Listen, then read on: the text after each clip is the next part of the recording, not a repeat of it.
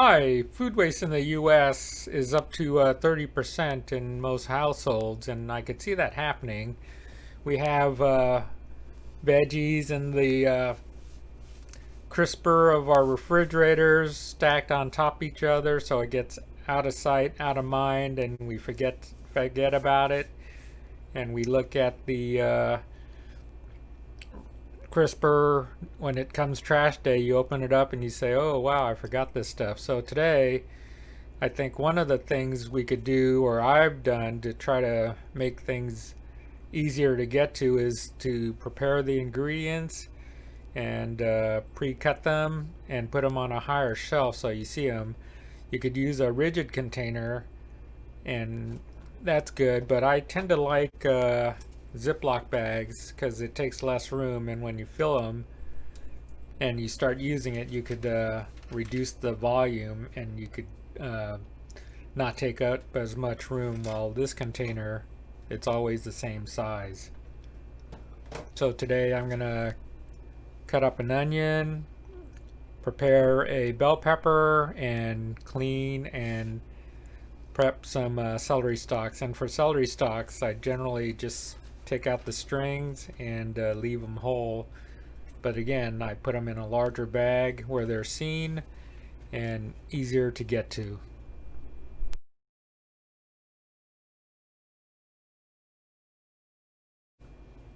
Of those three items, celery is the most it's the largest item and kind of a pain in the ass to prepare because you have the gnarly end that needs to be cleaned, and then you have the leaves, and some people don't eat the leaves. And what I've done is keep the stalks in a separate bag, and for the leaves I'll save and use in stock. So first thing I'll do is just trim off the root end and this will go into the compost pile, and usually there's a bunch of dirt on the end, so I'll peel off the individual stalks. And for the leaf end, I'll just cut off about an inch. And now I'll take this to the sink and peel it apart and wash out any dirt on the leaves. Alright, here's the washed celery. Here are the inner leaves and core. So generally when I get rid of the leaves, it's on the outer ones where it's tougher. These are more tender, and you could use them or just eat them as is. And the core I'll use for stock. And here are the tough outer leaves. You could tell they're darker green and thicker. And one thing about all vegetables, especially if we're going to store them, is to, once you wash them, is you want to dry them before you put them in the container. So I have a little plate with a towel on them. So as I cut through these, I'll put them on the plate and try to absorb as much moisture as possible. So I'll start with the heavy outer leaves. So generally there's you inspect them and you'll see little bits and pieces, but with the outer leaves I like to skin them or take the string out, because they have thicker skins or strings.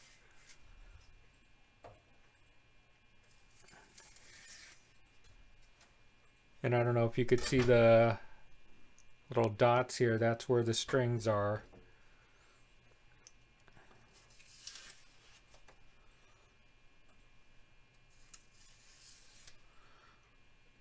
So from here you could either just cut them in half and they're ready to go, or if you want you could chop them up. There's that little piece right there that's a little, so that I could throw in the compost bin.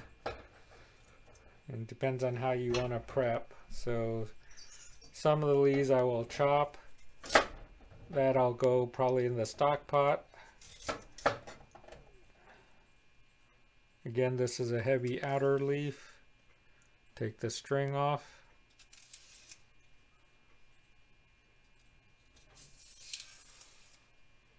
All right, here's the prep celery. I'm starting to dice some of the celery. And here's stuff that's going to go in the compost pile, just the strings and stuff that came off. And then here's my bag for stock. So dicing celery is pretty straightforward. The good thing about celery is that it kind of has straight lines you could follow. And I usually like to cut it into smaller, more manageable sizes. And depending on how coarse you want, so this is roughly 1/4 inch. Just follow the lines.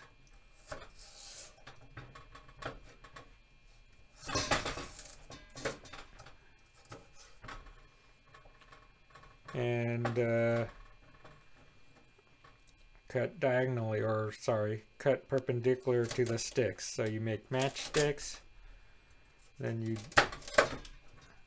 start cutting down. So use your fingers, hold it together and press down. And then kind of like paper cutter, cut down. Or you could slice down. Forward and down, that's what I'm used to.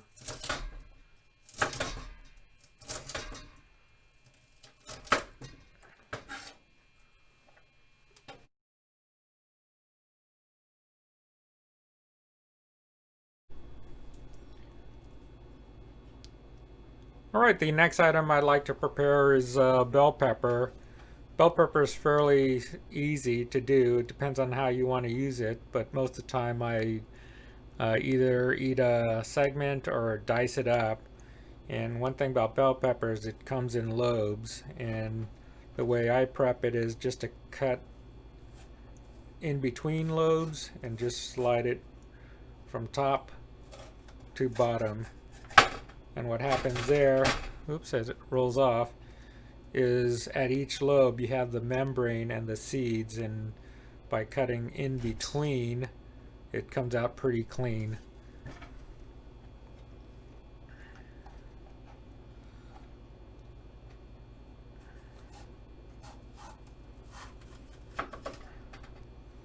Again, here you're leaving the membrane and the seeds behind, and it's pretty clean. And also once you have it open, you can see where things are. There's a membrane right there. I'll just follow that down. And yeah, you could trim that off if you want. Might as well, since we're trying not to waste too much. But it's really not much. So this is all compostable. And I got quite a bit of it off. Here, this came with a little extra, so that's easy to clean up.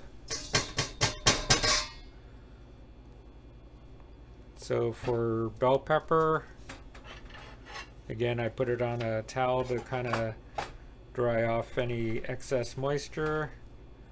Here's that little segment. I'll just eat it.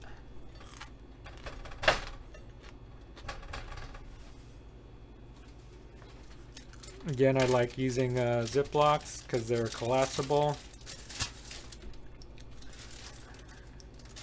Now it's ready for use anytime.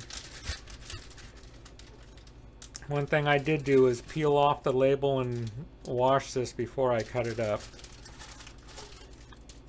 So bell pepper, done.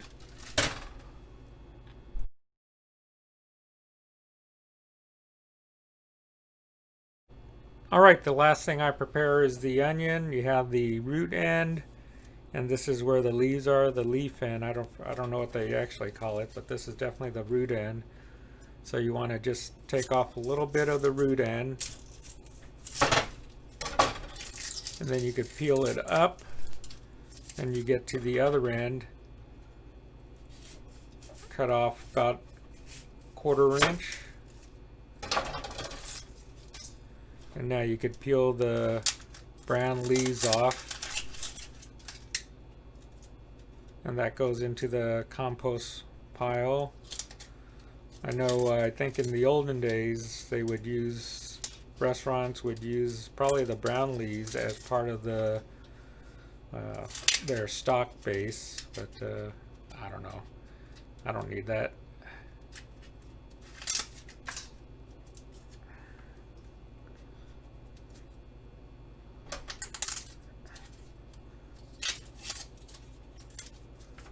And sometimes I'll even take this layer off too because it's almost in between brown leaf and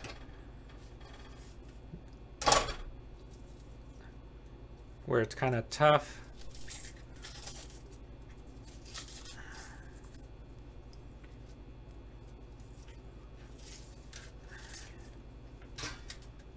And actually this leaf I could use for stock. Brown leaves I don't need for stock. So usually with an onion I could either cut it in half and put it in saran wrap, but most of the time I'll end up chopping it anyway, so I'll pre-chop them. Let me go rinse the oven off real quick and the board. Okay, with the onion I kept the root end intact. I just cut off the little whiskers, and to chop them, you generally cut parallel on the board. I'll just flip it this way to show you. Depending on how thick you want to dice them, I usually do like a 1/4 inch dice, maybe a little more. So you do that.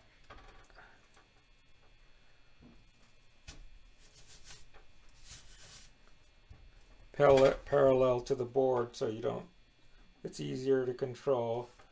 Just then you get to the top,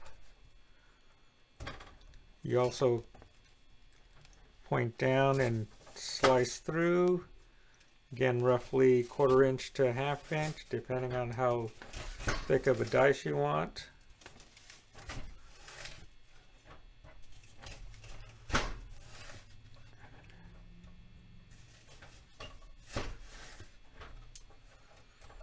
And then now that you have lines going this way, you want to cut it across. Again, you want the fingers to hold it together, and these press down, clamp, and press down. And just slice down and through.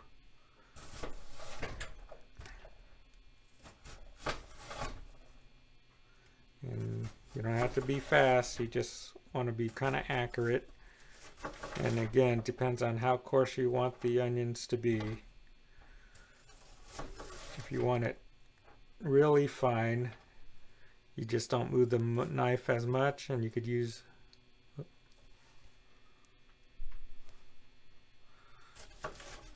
your knuckle to guide.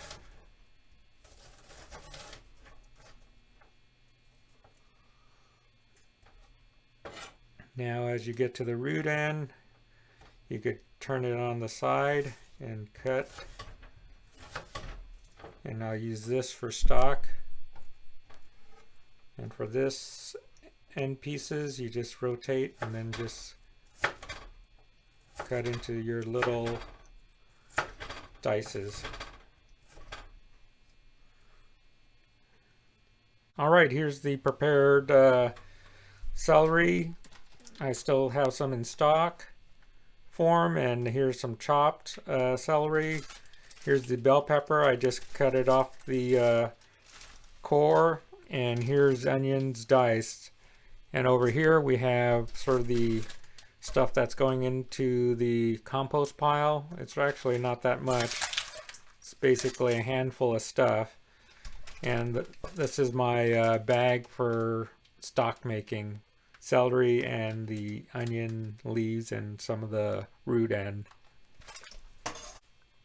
So I think by preparing the stuff ahead of time and having it ready and putting it on a higher shelf, I'm able to see it and use it.